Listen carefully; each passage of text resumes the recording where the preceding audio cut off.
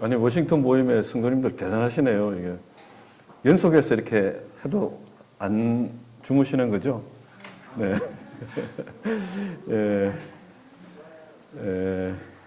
저는 부산 연제교회에서 온 전충원 형제입니다. 연제교회 제가 몇 년 전에 왔는데 이번에 왔을 때 보니까 딱 이렇게 베이스먼트를 리모델링 해가지고 아주 멋지게 이렇게 돼 있어서 야, 이제는 사람 초청하는 길만 남았구나 이런 생각이 듭니다. 오늘 제가 이제 저는 83년도에 예수님을 믿고 그때 이제 대학생 때죠. 구원받자마자 하나님께서 저에게 학교에서 집까지 버스 정거장으로 한 10정거장 정도 됐어요. 그래서 버스에 이제 앉아 있는데 마음에 계속 막 같이 버스에 타고 있는 사람들이 다 지옥 갈 것 같은 거예요. 그래서 갑자기 벌떡 일어나가지고 제가 조금 전에 그 학교에 다니는 학생인데 잠시만 저에게 시간을 달라고.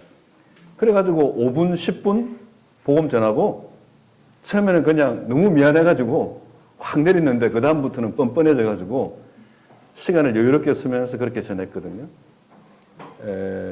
청년 때 그렇게 전했는데 지난 42년간 저도 직장 생활하고 쭉 성장해 오면서 2004년부터 이제 교회 장로회를 하면서 제가 주어진 사회적 환경과 위치와 신분에 따라서 끊임없이 이 일을 하고 있습니다.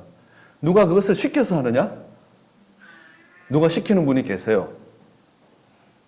누가 계세요. 이렇게 이 구원받은 성도는 내적 자유함과 성령의 강한 인도하심이 은사에 따라서 활발하게 그 교회에서 일어나야 되는 거예요. 이렇게 이 은사의 다양성이 얼마나 중요하냐면 복음이라는 것이 모든 사람에게 주어져 있는 하나님의 놀라운 소원이지만 또 그것을 정말 하나님의 소명에 맞게 부르심에 맞게 그 일을 하시는 분들이 있어요. 그래서 지금 여기 계시는 우리 워싱턴 모임의 형제 자매님들이 하나님께서 이 교회에 가장 풍성하고 부족함 없도록 사실은 조선시대나 고려시대에 태어나지 않고 그것도 한국이 아닌 이 미국 DC의 워싱턴에 언제 여기 오겠다고 결정하고 오셨습니까? 아니잖아요. 인사 결정자인 하나님께서 우리 모두 다를 이곳에 부르신 거예요. 우리의 명령자는 사람이 아니라 하나님께서 우리를 여기에 부르신 거예요. 우리는 그 하나님의, 그 주님의 부르심에 우리가 얼마나 잘 순응하나에 따라서 교회의 미래는 결정됩니다. 근데 그것이 내 세대에만 그치는 것이 아니라 내 자녀 세대, 내 손자, 손녀 세대까지 결정되기 때문에 오늘 이 시대에 내가 생각하고 내가 행동하는 신앙의 삶 그 자체가 교회의 본질인 거죠. 그래서 오늘 이제 말씀드리고 싶은 것은 연제교회의 이제 상황이에요, 상황. 연제교회는 2년 전에 금정교회가 한 80명 정도 개척을 나가고 그러고 난 다음에 저희들은 지금 현재 몽골 성도들이 한 50명, 중국 성도들이 한 20명, 네팔 성도들이 한 4, 5명 이렇게 돼 있죠. 한국 땅이지만 워싱턴 모임보다 더 멀티컬처럴합니다. 회개하십시오. 그러니까. 그래서 이제 이 고민이 많아요. 내가 이제 워싱턴 모임에 왜 주님이 부르시느냐 이런 생각을 해보면 이 이민사회, 미국이라는 굉장히 다양한 사회 가운데 이민교회로 계시잖아요. 그죠? 근데 지금까지 한국 교회에서 우리가 이주민 사역이라든지 유학생 사역하면 한국 모임에 한국말로 만찬 예배 드리면서 한국말로 기도하면서 막 그렇게 하는 것을 최고의 모델로 생각했다고요. 근데 저희들이 한 20년 정도 유학생 사역하면서 주님께서 어느 날 저희들에게 미국의 이런 한인 모임처럼 한국 안에 이민교회를 꿈꾸게 하셨어요. 그래서 한국말이 아닌 몽골말로, 중국말로 그렇게 예배드리는 성도들을 같은 건물 안에 지금 2년 전에 시작한 거예요. 이게 제가 여기 워싱턴 모임 오면 얼마나 제가 사실 배울 게 많은 거예요. 제가 오늘 여기 이야기하러 왔지만 사실 저는 배우러 온 거예요. 이 워싱턴 모임이 고민하고 있는 미래, 워싱턴 모임의 형제자매님들이 고민하고 있는 이 다양한 미국 사회 속에서 서바이브 해야 되는 그 어려움들을 우리 유학생들이 뭐라 그러냐면 저한테 하는 이야기가 한국 사람도 참 힘드시죠. 근데 우리가 진짜 힘들어요. 공부하러 와가지고 공부도 해야 되고 먹고 살아야 되고 자녀들도 둘, 셋 되니까 키워야 되고 그리고 비자 문제도 있고 야 그때 제가 생각나는 건 제가 자녀가 3명인데 다 여기 미국에서 학교 다니고 지금 여기 2명 있잖아요. 이렇게 제가 이 원한 게 아니에요. 제가 능력이 있어서 보낸 것도 아니에요. 아 하나님께서 교회에 이런 일들을 하기 위해서 나로 하여금 동일한 아픔, 동일한 어떤 고민들을 미리 하게 하셨구나. 예. 그래서 우리가 비전이다 뭐 이런 걸 어렵게 생각할 것이 아니라 먼저 보는 거거든요. 그래서 우리가 이 사선이라고 하는데요. 먼저 보는 걸 선견이라 그러잖아요. 그럼 먼저 봤죠? 그럼 뭐 해야 되겠어요? 선수를 쳐야 되는 거예요. 우리는 봤으니까 선수를 쳐야 되겠죠? 그 다음에 뭐 해야 되겠어요? 응? 선공을 해야 되는, 공격을 해야 되는 거예요. 그죠? 그 다음에 어떻게 되겠어요? 선점을 하는 거예요. 그 전체를. 이렇게 지금 여기에 워싱턴 모임에 계신 형제자매님들은 누구보다도 이민사회의 어려움, 고민들 아는 거예요. 선견하고 있는 거예요, 선견. 그럼 뭐 해야 되겠어요?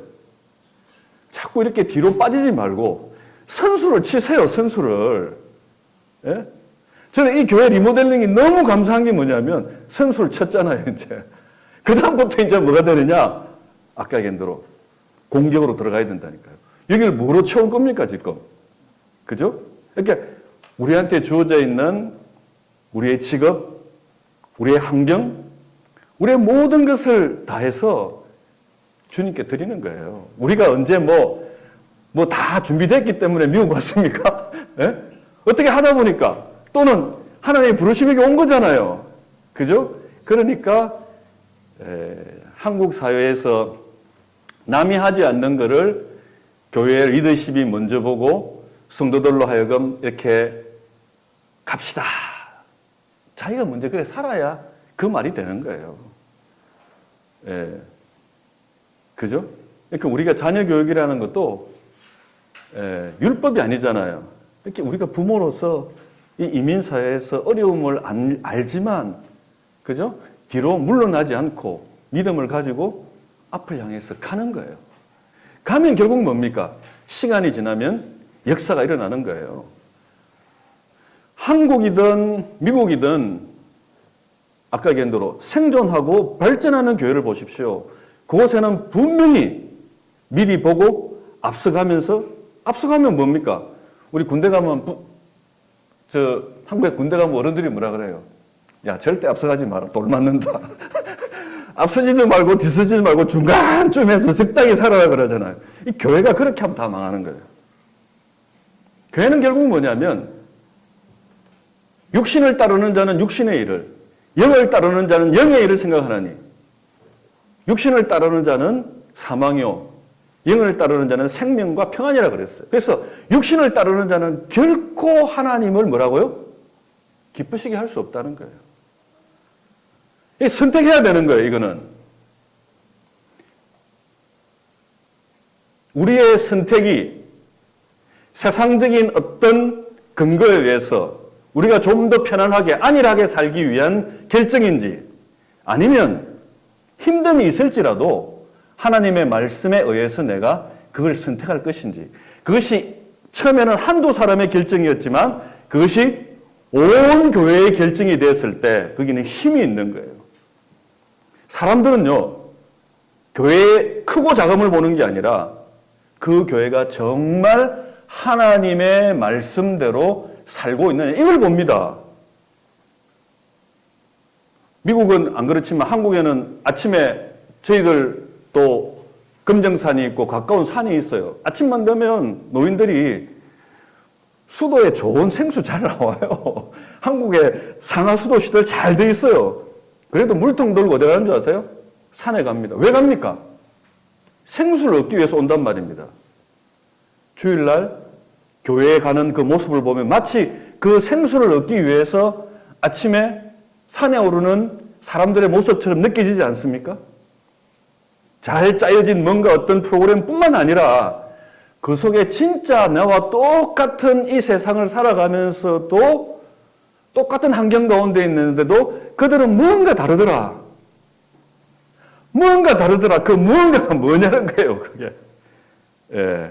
자, 그래서 그 뭔가 다른 게 뭐냐, 연제교회는 오늘 여기 나와 있는 것처럼 유학생과 이주민을 한국 사회 안에서 그들을 받아들이고 그들을 먼저 보고 그들을 우리 커뮤니티 안에 우리도 뭔가 부족함이 있지만 우리와 함께 그것을 나누도록 1700년대 말이죠.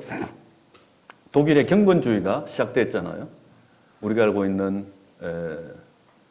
스페너, 그 다음에 진젠돌프 이런 분들이 경건주의를 시작했는데 수도원처럼 말씀 읽고 그 다음에 기도하고 세상에서부터 좀 멀리 떨어져가지고 우리 수도원처럼 그 가톨릭처럼 그게 경건주의가 아니에요. 1513년 종교개혁이 일어나고 난 다음에 무려 200년이 지났지만 교회는 선교를 생각을 못했단 말이에요. 이 경건주의는 뭐냐면 진짜 하나님의 말씀대로 실질적인 현실에서의 삶을 살아보자고 생각하는 순간 그 초점이 선교로 간 거예요. 그죠? 그래서 이 체코, 우리가 이야기하는 폴란드 이 지역에 구교와 신교가 오랫동안 전쟁했잖아요. 그냥 전쟁이 아니에요. 총칼을 가지고 죽고 죽이는 그런 전쟁이었단 말이죠. 거기에 한 무리들이 밀려서 어디까지 왔느냐? 독일까지 왔단 말이에요. 그들이 바로 우리가 알고 있는 모라비안 형제단입니다. 그 모라비안 형제단을 진젠돌프라고 하는 백작이 모두 다 거부하는데 자기의 영지를 모라비안 형제들에게 내주면서 그들이 그 속에 정착하면서 우리가 얘기하는 19세기까지 전 세계에 12명의 성도당 1명의 선교사를 내보내는 무려 3,000명의 선교사를 내보내는데 그 당시로 아프리카, 알래스카, 남미까지 전 세계 선교사를 보냈어요. 우리가 예수님이 십자가에서 자기의 모든 것을 내려놓고 우리를 위해서 자기의 생명과 그리고 그 모든 것을 그는 근본 하나님의 본체시는 하나님과 동등됨을 일교수 취하지 아니하시고 오히려 자기를 비어 종의 형체를 가져서 죽기까지 복종하셨으니 곧 십자가에 죽으심이라. 믿음의 선진들은 선교적 삶을 살아왔던 분들은 다 그렇게 십자가의 모형대로 모범대로 실질적인 삶을 살았던 거예요. 그럼 오늘날 이 시대에 우리는 그러면 예외인가요? 여러분이 어떤 좋은 환경, 어떤 좋은 위치에 있더라도 그것이 교회의 목사, 장로, 집사, 평신도 이런 단어의 문제가 아니라 우리 브레드린이 이야기하는 각각 형제 자매 한 사람이 하나님 앞에서 그런 선교적 삶을 살아가고 있느냐는 거예요. 연제교회는 5가지 교회의 사역 방향을 가지고 있습니다. 첫째, 성령으로 하나 된 사도행전적 교회. 성령으로 하나 된 사도행전적 교회. 교회가 어떤 과정은 다 다를 수 있어요. 그것이 교회마다 각각의 그 리더십을 우리는 인정하고 존중하고 그 리더십에 의해서 하나님께서 주시는 어떤 한 교회의 방향이 주어졌을 때 사도행전적 교회는 하나가 되는 거예요. 그걸 인간적인 결정으로 보지 않았어요. 저는 청년 때부터 교회에 꼭 100% 만족했기 때문에 이 교회를 다니는 게 아닙니다. 내하고 좀 다른 생각이 있죠? 그렇지만 뭐예요? 그걸 주님의 뜻으로 생각하고 받아들인 거예요. 형제회를 했는데 이 형제는 이렇게 이야기하고 저 형제는 저렇게 이야기하는데 근데 교회가 결정했잖아요. 그건 뭐예요? 이제 주님이 그렇게 결정하신 거단 말이에요. 그렇게 결정했음에도 불구하고 이건 내 생각과 다르기 때문에 그러면 사도행전 교회가 안 되는 거예요. 성령으로 하나 된 교회. 우린 두 번째가 바로 뭐냐면 처음엔 유학생 사역으로 시작했지만 올해부터 이주민까지 포함한 거예요. 아까 유학생, 이주민, 다문화. 전 세계는 현재 migration, 이주 사회로 바뀌었습니다. 뭡니까? 경제적, 환경적 그런 어떤 본인의 발전을 위해서 수많은 사람들이 지금 현재 국경을 넘어서 이주하고 있습니다. 우리 여기 계신 분들도 이주민이에요, 사실은. 그죠? 그들이 이 사회 속에서 또 우리는 뭡니까? 자녀들을 낳았습니다. 우리 몽골 형제 자매들이 고민하는 게 뭔지 아세요? 연재교가 몽골 주일학교를 해요. 몽골 주일학교 교사들이 다 몽골말 할 줄 안다고 생각하세요? 몽골말 할 줄 아는 형제 자매들이 주일학교 한다. 그렇게 생각하시는 분 손 들어보세요. 몽골 애들이 다 한국말 너무 잘해가지고 몽골말 할 필요가 없어요. 근데 지금 그 자녀들의 부모님들, 몽골 유학생이잖아요? 우리 몽골 교회는 80%가 석박사 과정이에요. 그들이 지금 고민하는 고민이 뭔 줄 알아요? 자기의 자녀들이 몽골 말을 잃어버리고 있다는 것에 대해서. 부모와 몽골 말로 어느 소통이 안 된다는 것. 여러분, 미국 여기 계신 분들하고 어떻게 비슷하지 않나요? 내 말 들으니까. 네? 우리는 이제 그 고민을 시작하고 있는 거예요. 미국의 이민 역사가 그 고민을 지금 100년 전, 200년 전 보스턴에 가보니까 1617년도에 만들어져 있는 첫 번째 교회가 있는데 이탈리안 전착자들이 왔는데 그들은 지금까지 그 고민을 하고 있는 거예요. 그들은 그래서 학교를 만들고 그들의 문화를 유지시켜 준 거예요. 교회는 사람들의 안식처입니다. 한국 사람들이 김치 안 먹으면 살기가 힘들어요. 주일날 마음껏 김치를 먹을 수 있는 그런 어떤 커뮤니티. 그래서 뭡니까? 우리가 얘기하는 유학생, 이주민, 다문화의 연재교회의 공간을 그들을 위해서 내어주는 겁니다. 우리가 주인이 아닌 거죠. 우리도 나그네라는 거예요. 그죠?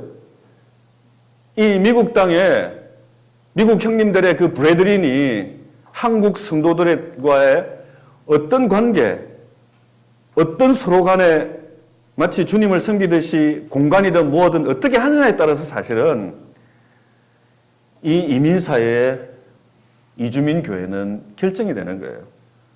저는 사실은 워싱턴 모임은 잘 모르겠고 모른다고 하고 그런 어려움을 겪었던 모임들이 참 많잖아요, 사실은. 그런 어떤 역사를 제가 통해서 그러면 연재교회는 지금 이 이주민들에게 어떻게 해야 될 것인가? 그들을 우리 방식대로 살아가도록 요구할 것인가? 아니면 그들에게 주어져 있는 성령의 인도하심, 하나님의 인도하심을 이야기할 것인가? 그 차이죠. 워싱턴 교회는, 연재교회는, 서청주 교회는 하나님이 부르신 부름에 특별한 영역이 있습니다. 그것이 바로 선견입니다. 그리고 선수를 치십시오. 그리고 성공하십시오. 그리고 반드시 선점하셔야 됩니다. 이 워싱턴 지역의 한인들이 도대체 몇 명인지, 어떤 포트폴리오를 가지고 있는지, 그들의 영역이 어떤 곳인지, 이런 것을 그냥 생각하지 마시고 그 데이터를 분석하셔야 되는 거예요. 그죠? 예. 그게 뭐 중요해? 그냥 성령이 인도하시지? 아닙니다. 아닙니다. 하나님께서 그런 한국 사람들의 영혼들의 필요에 맞게 형제 자매님들의 직업, 가야 할 곳, 부르심의 위치를 다 정해놨어요.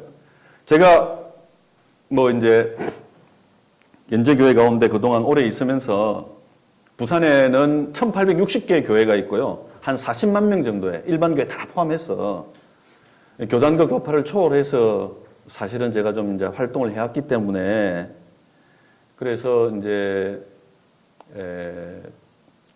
그분들하고 이렇게 고민들을 많이 하고 있고, 그 다음에 경남이나 부산, 울산이라고 하는 이 지역 안에 지역마다 또 달라요. 그렇게 제가 말씀드린 이 부산은 대학이 많습니다. 20개 대학이 돼요. 전국에 한국에 이제 5천만 명 정도 치면 이주민, 즉 외국인 숫자가 얼마나 될까요? 미국에서 이 질문한다는 게 좀 그렇지만 여러분 한국인이니까 몇 명쯤 되겠어요? 이제 사탕이 안 갖고 왔는데 지금 교회 주일학교에서는 사탕 갖고 왔을 건데 260만 명입니다. 5%를 넘었어요. 이렇게 인구의 5%가 이주민인 경우 이제 이민 사회로 다문화 사회에 초입에 들어왔다고 이야기하죠. 한국은 이미 들어온 거예요. 그죠? 들어왔는데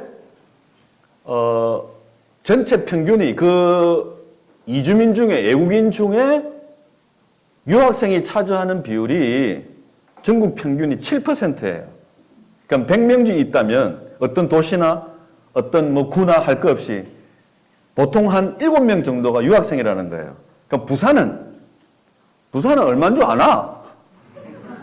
부산은 얼마인 줄 알아야 네가 부산에서 사역할 거 아이가? 이 말이에요.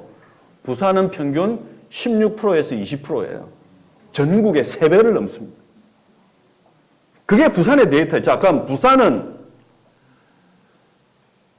외국인 사역에 있어서 근로자 사역을 해야 될까요? 유학생 사역을 해야 될까요? 유학생 사역을 해야 되는 거예요. 예. 그래서 연제교회가 처음에는 근로자 사역에서 지금은 유학생 사역으로 이제 전환한 이유가 되는 겁니다. 그래서 이런 데이터들을 분석하고 그것을 성도들과 함께 공유하는 것. 이렇게 연제교회 성도들이 이런 이제 그 리더십들의 이야기들을 많이 듣다 보니까 이게 자연스러워진 거예요. 그래서 워싱턴 모임이 가야 될 방향이 있다면 이런 이야기들이 자연스럽게 교회의 어느 공간에서든지 간에 이야기가 돼야 되고, 그런 것들을 쉽게 성도님들이 그냥 형제님이 왜 저런 이야기하지 이렇게 생각하지 마시고, 아, 하나님께서 우리 교회의 방향을 그렇게 바꾸시려고 하는 거구나 하고 그것을 기쁜 마음으로 억셉해야 되는 거예요. 이게 다문화 이주민 선교가 하루아침에 이루어지는 게 아니에요. 여기에는 뭡니까? 우리가 흘렸던 피와 눈물과 땀으로 모아졌던 헌금이 투자된단 말이에요. 제일 어려운 게 뭔지 아세요? 그만큼 투자해놓고 얻었던 결과가 뭐고, 올해 몇 명 구원받았노? 그렇게 유학생 선교 많이 했는데 올해 도대체 몇 명 구원받았노? 올해 그게 돈을 얼마나 썼노? 절대 그렇게 하지 마세요. 묻지마 투자해야 되는 거예요. 여러분이 지금 회사 경영합니까? 교회 되시는, 교회의 머리는 주님이신데, 주님한테 가가지고, 주님, 지금 이 교회 CEO로서 당신 어떻게 했는지 한번 알아봅시다. 이 말하는 거랑 똑같다니까요. 얼마나 우리가 지금 세상적인 사고에 사로잡혀 있느냐는 거예요. 그래서 한 4, 5년 하다가 다 그만두는 거단 말이에요.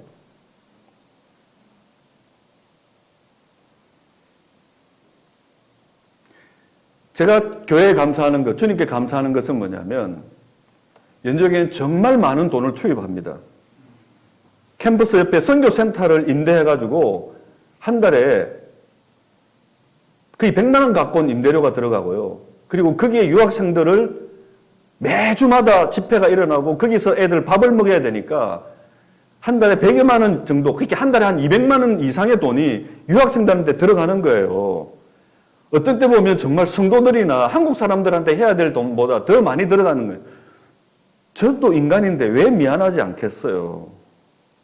그런데 그것을 묵묵히 참아주는 성도들이 있으니까. 그 성도들은 그러면 그걸 왜 그렇게 견디지? 주님의 인도하심을 보고 있다는 거예요. 그래서 잠깐 말씀드렸잖아요.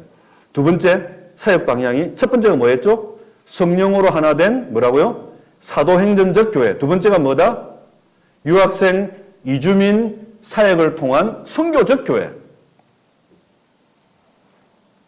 선교적 교회가 되어야 되는 거예요. 복음을 전해야 되는 거예요. 그런데 그 복음이 허공을 치는 것 같은 것이 아니라 타켓이 정해져야 돼요. 여러분들이 지금 미국 사람한테 복음 전하려고 여기 오셨습니까? 아니단 말이에요. 이게 우리가 선교에서 이야기하는 M1 선교예요. M1 선교.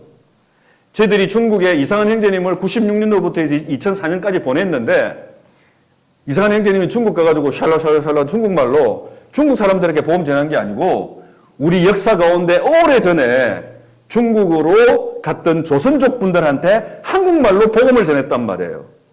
그리고 그분들이 구원받아가지고 교회가 시작되면서 조선족이 중국 사람들한테 복음을 전해서 지금 할빈교회, 청도교회, 그리고 북경교회가 세워졌단 말이에요.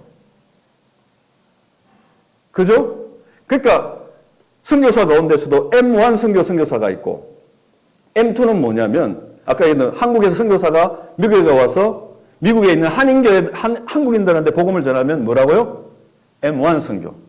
한국 사람이 일본 가가지고 같은 문화권이잖아요. 같은 문화권에 있는 사람들인데 한국말이 아닌 일본 사람들한테 복음을 전할 때 그걸 M2 선교라고 해요. 말도 다르고 문화도 다른 완전히 다른 세계. 즉 아프리카나 이슬람에 가서 전할 때 M3라고 해요. M3 선교사들이 M1 선교사나 M2 선교사를 굉장히 무시해요. 선교사 맞나? 이게 부산 말입니다. 니 선교사 맞나? 이렇게. 예? 아주 우리가 이야기하는 하나님의 관점에서 보면 그걸 우리가 이야기하는 미션 퍼스펙티브. 세상적인 관점이 아니라 내가 어느 좋은 대학 나왔다, 어느 좋은 회사 다닌다가 아니로 우리의 모든 인생을 하나님의 관점에서 봐야 되는 거예요. 세상적인 관점에서 보면 주님은 왕으로 오셔야 되는데 하나님의 관점에서 보니까 가장 낮은 인간의 몸으로, 목수의 몸으로 왔잖아요. 그게 세상을 뒤집었단 말이에요. 그게 통하는 방법이란 말이에요. 정신 똑바로 차리고 하나님의 관점으로 여러분의 인생을 보고 절대 유혹받지 말고 흔들리지 말고 쫙 가야 된단 말이에요. 뭐 이래가다가 좀 해보니까 누구 탁 이렇게 이야기하니까 이거 아닌갑다 싶어 또 일로 오고 이거 갔다가 또 이게 왔다 갔다 하는 거. 지금 여기 왔다 갔다 하시는 분 안 계시죠? 예. 왔다 갔다 하는 사람이 많은 교회와 흔들리지 않는 사람이 많은 교회의 차이점이 바로 뭐냐? 선교적 교회로 지향한다는 거예요. 선교는 왔다 갔다 하는 사람이 많으면 할 수가 없어요. 반대가 많기 때문에.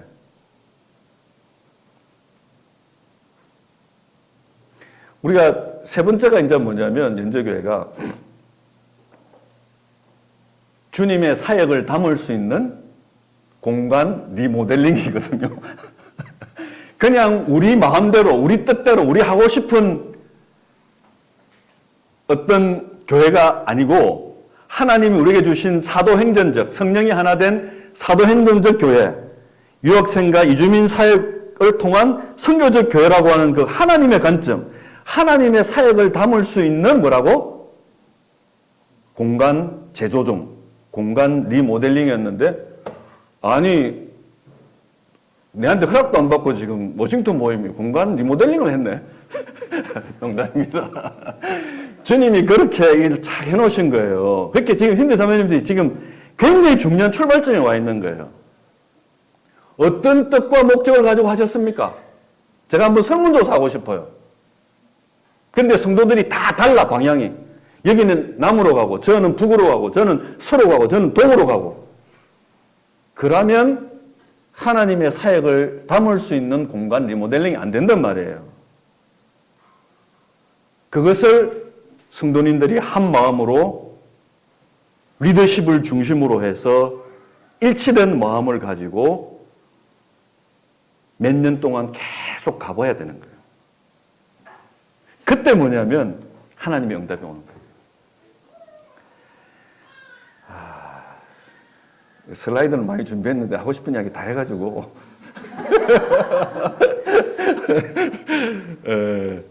그 다음에 이제 네 번째가 이제 바로 뭐냐면 다음 세대 일꾼 세우기예요.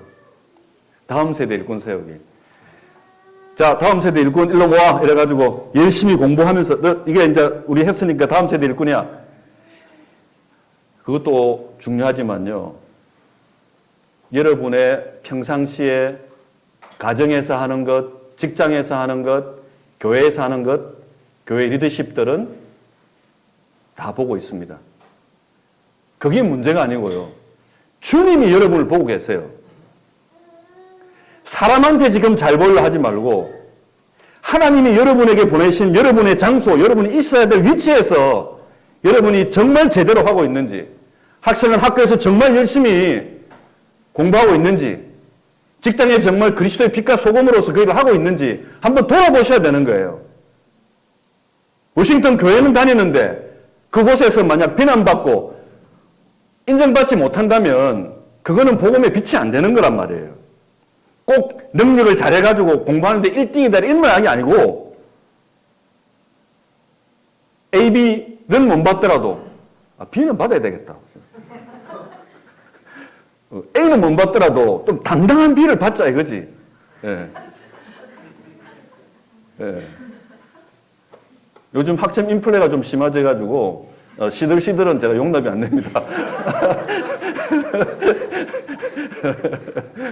그래서 AB는 해야 되는 거예요. AB는. 예? 그죠? 코피가 나더라도 밤새면서 공부해야 되는 거지. 여기 와가지고 직장 잡았는데 대충 해가지고 계속 잘리면 안 된단 말이에요. 주님 섬기듯이 직장생활 해야 된다는 거예요. 세상 영광을 위해서 부유한 사람이 되라는 것이 아니라 교회를 위해서, 복음을 위해서 이 이민사회에서 여러분이 당당한 어떤 포지션을 잡아야 되는 거예요. 그래야 교회가 안정이 되고 교회를 통해서 선교가 된단 말이에요. 왜 자꾸 비실비실 하는 거예요? 그러면 안 돼요. AB 해야 된단 말이에요, 지금. 그래서 우리가 이민사회에서 정신 똑바로 챙겨야 되는 거예요. 그냥 우리가 위로받기 위해서 교회 오는 것, 그거 좋죠. 그러나 다음 세대를 위해서 우리가 미래가 있고 비전이 있고 소망이 있는 교회가 돼야 된다는 거예요. 그럼 어떻게 해야 되겠습니까? 그래야 하려면. 말씀대로 똑바로 해야 되는 거예요. 이 자꾸 똑바로 이야기하는 거예요. 제가 경상도 부산말로 똑바로 이렇게 이야기하면 내 속으로는 니나 똑바로 하지. 제가 선도님들한테 똑바로 하십시오 이렇게 이야기하면 제 속에서는 성령이 계속해서 니 똑바로 하고 있나? 이렇게 반문하는 거예요. 이렇게 제가 스스로가. 이게 제가 완벽하기 때문에 잘하기 때문에 이렇게 이야기하는 게 아니라 서로 위로하고 세워주고 넘어졌을 때 밟지 말고 다시 복돋워 주고. 누가복음 23장에 보면 말이죠.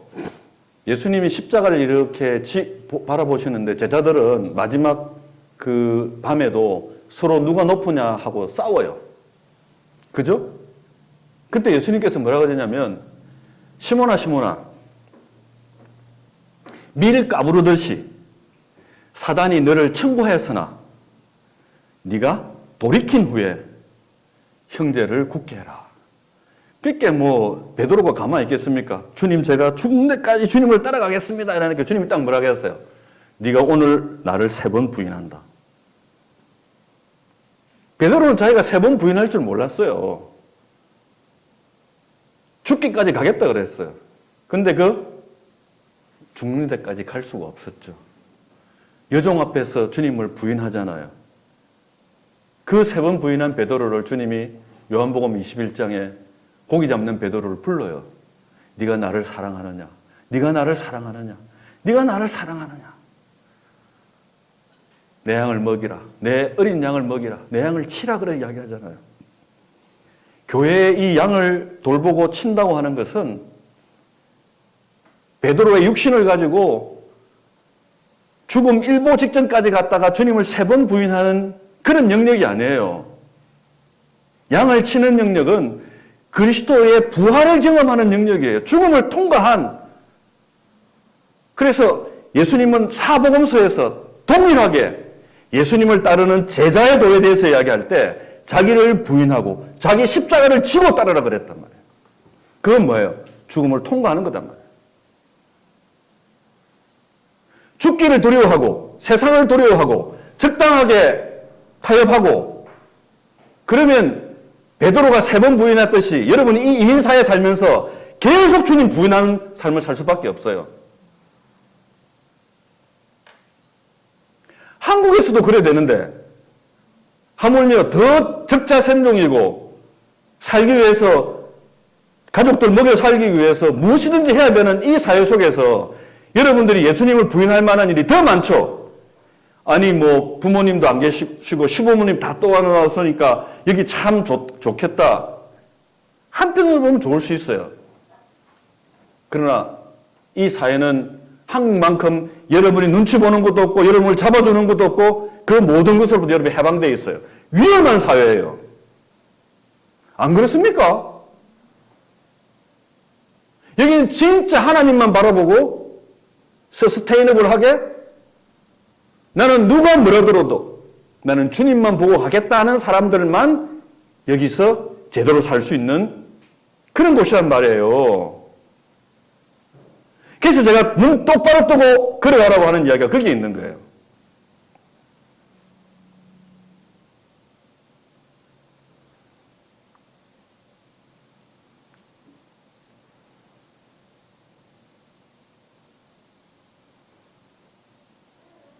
이제 그 5번째가 이제 뭐냐면 소그룹과 가정사역을 통한 교제 활성화예요. 이 성도들 간의 이 교제의 활성화, 우리가 만찬 예배를 통해서 서로 교제하고 또 말씀을 통해서 서로 교제하잖아요. 제가 오늘 이렇게 참 선진국에 토요일 날 교회에 나와가지고 집회하는데 나오십시오 이랬는데 지금 다 나오셔가지고 오시잖아요. 이 한국에서도 요즘 이게 쉽지 않아요. 모임인데도 불구하고. 그죠? 근데 지금 원싱턴 교회 이렇게 나오시잖아요. 지금 여러분들이 어디 갈 데가 없다는 거예요.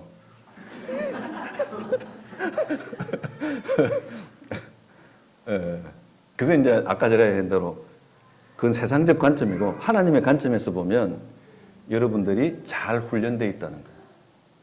이렇게 주님의 미션만 떨어지면 교회가 일사불란하게 갈 수 있는 훈련이 됐다는 거예요. 여러분들이 저는 생각할 때 뭐 제가 다 저는 여기 짧게 초기에 이상대 형제님하고 좀 있었고 나머지는 자녀들 보내면서 또 출장으로 자주 오긴 했지만 여러분만큼 잘 알지는 못하죠. 근데 여러분이 여기 와서 오랜 기간 동안 이곳에 살면서 어떻게 보면 디스크리미네이션도 당해보고 또 여기서 참 잡을 구하는 게 얼마나 어렵다는 것도 알고 비자 문제 때문에 고민도 하고 그죠? 그러면서 결국은 뭐냐? 아, 교회밖에 없구나. 주님밖에 없구나. 주님을 떠나서는 아무것도 할 수 없구나. 이미 그런 답을 내린 분이 여기 온 거예요. 그래서 마음을 하나로 해서 딱 아까 얘기한 대로 여러 가지 프로그램이 있는데 이제 저희들은 교회를 이제 소그룹화하는 거, 그죠? 그거는 이제 교제를 더 깊이 하기 위한 목적이에요. 두 번째는 이제 뭐냐면 교회는 작은 가정이잖아요. 가정이 허물어지니까 교회가 연약해지는 거예요.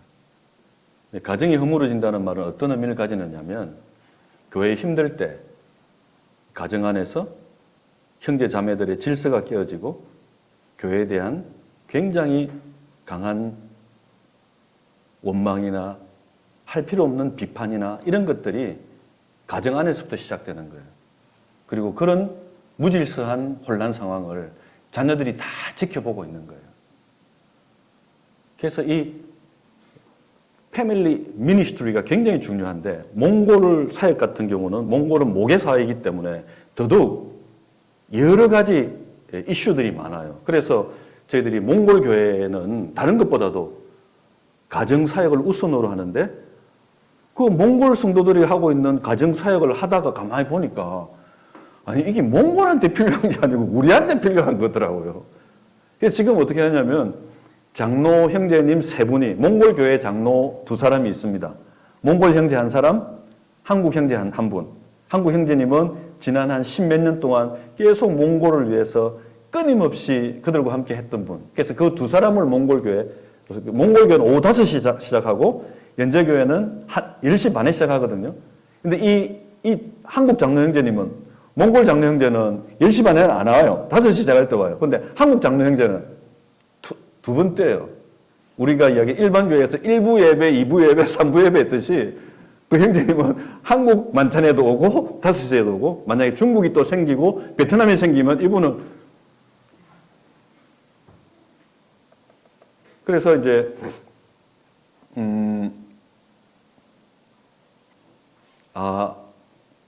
이 가정사역이 굉장히 중요하구나 해서 이제 이 장로 형제 가정, 세 가정이 부부가 다 같이 저희 자매들이 있는데 그 친밀한 부부 관계, 소통하는 부부 관계, 이런 이제 그 한 주제 안에 7개 과가 있거든요. 그걸 가지고 이제 같이 공부를 해 나가는 거예요. 공부하다 막 싸우고 이랍니다. 그래서 제가 이번에 미국 왔을 때 우리가 이제 5과를 해야 되는데, 이제 한 과를 공부하고 나면 반드시 이제 세 장로 그룹이 하고 난 다음에 이제 그 안에 문제에 보면 부부 데이트를 하게 돼 있어요. 반드시 부부 데이트를. 그래서 이제 우리가 부산에 있을 때는 따로 시간을 반드시 내게, 부부 간의 특별한 시간, 이렇게 하나님 앞에서 서로를 알게 하기 위한 이 시간이 굉장히 중요하거든요. 그래서 그걸 이번에 미국 왔잖아요. 그래서 이상태 형님 집에서 이제 우리가 그걸 했죠. 해가지고 우리 단톡을 만들어 놨기 때문에 그 단톡 위에다 우리가 이렇게 숙제했습니다 하고 올리고, 그래서 아침에 그 사진 찍은 거예요. 그래서 우리 이상태 형님이 저보고 이야기해요. 너무 아티피셜하다. 너무 인위적이다. 그러더라고요. 그래서 저는 인위적인 거 좋아합니다. 이러면서. 그래서 성도님이 이제 교회라는 거는 우리의 삶이고 우리가 자연스럽게 살아가는 공동체인데 굉장히 영적으로 강해야 되고, 그리고 각 은사에 맞게 활발하게 일어나야 되고, 그리고 여러분의 삶이 이곳에서 만족감을 얻어야 되는 거예요. 그래서 아까 얘기한 대로 강한 가정, 성경적 가정, 건강한 가정이 형성될 때 아까 얘기한 더 큰 교회라고 하는 가정이 이루어지기 때문에 가정 안에서 부부가, 그리고 그 자녀들이 말씀 안에서 가정 예배를 드리면서 주님을 섬기는 것 자체가 교회로서는 제일 감사한 거예요. 예? 그러니까 예를 들어 저녁에 교회 집회도 있고, 그날 저녁에 아내의 생일이다. 자, 두 가지 하나를 선택해야 된다. 자, 교회 집회에 와야 된다. 안 그러면 아내의 생일 데이트를 해야 된다. 자, 손 들어보겠습니다. 눈 감으세요. 제가 이 교회 건강성을 한번 따져보겠습니다. 자, 눈 감으세요. 자, 교회 집회 와야 된다. 눈 뜨면 안 되면 손 들어보세요. 손 내리세요. 자, 아내 생일 그 파티를 해야 된다. 집에서 손 들어보세요. 네. 이 한 5대5 정도 돼요. 이 교회 상당히 위험해요.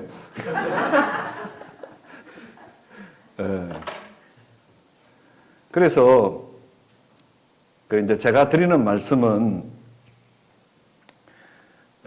이 가정의 부부가 하나 되어서 그날 저녁에 만약 아내가 교회 가는 것보다는 집에서 아내의, 우리 자매가 저를 보고 있어요. 제가 지금 찔려가지고 말을 못하겠어요. 제가 평소에 하지 않은 대로 이야기할 가능성이 좀 높거든요, 지금. 그래가지고 우리 청년들 다 알아요, 제가 지금. 왜냐하면 이 개가, 이 경상도 말이 바닷개, 멍멍이 개 말고 이 표현이 좀 똑같아 나와요. 바닷개가 지는 앞으로 못 가면서 자꾸 옆으로 가잖아요. 옆으로 가면서 자기 자식 보고 니 똑바로 걸어라 그러잖아요.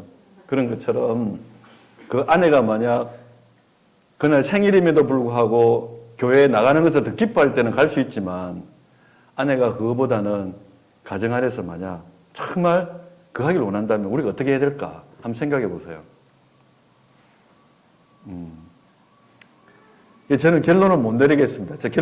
제 개인적으로는 있는데 그렇게 결론을 내려주는 것이 워싱턴 모임에 덕이 될지 안 될지 제가 나중에 또 이상태 형님 눈치도 좀 봐야 되기 때문에 그래서 형제 자매님들의 가정의 영적인 성숙함, 제가 그랬죠? 영적인 그 밸런스, 이게 굉장히 중요한 거예요. 그것이 올라가야만이 교회가 성장할 수 있기 때문에.